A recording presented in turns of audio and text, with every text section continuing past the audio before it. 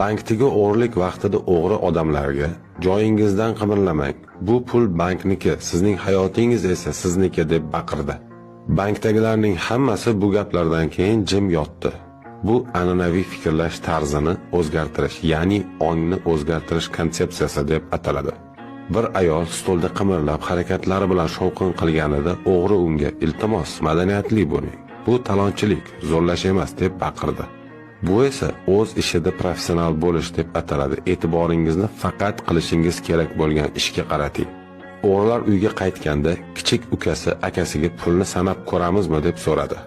Akasi unga "Ahmoq bo'lma, buncha pulni sanashga uzoq vaqt ketadi. Kechqurun yangiliklarda qancha pul o'g'irlanganini e'lon qilishganda pul miqdorini bilib olamiz" deb javob berdi. Bu jarayon tajriba deb ataladi. O'g'rilar ketgach, bank menejeri bank nazoratchisiga "Tezroq politsiyani chaqiraylik" dedi. Ammo nazoratchi unga "Shoshma, avval o'zimiz uchun bankdan 10 million dollar chiqaramiz va uni o'g'irlangan 70 million dollarga qo'shib aytamiz" deb javob berdi. Bu jarayon to'lqin bilan suzish deb nomlanadi, ya'ni muammoli vaziyatni o'z foydasiga aylantirish. Ertasi kuni yangiliklarda bankdan 100 million dollar pul o'g'irlanganligi e'lon qilindi. O'g'rilar pulni qayta sanashdi, lekin u yerda faqat 20 million dollar chiqdi.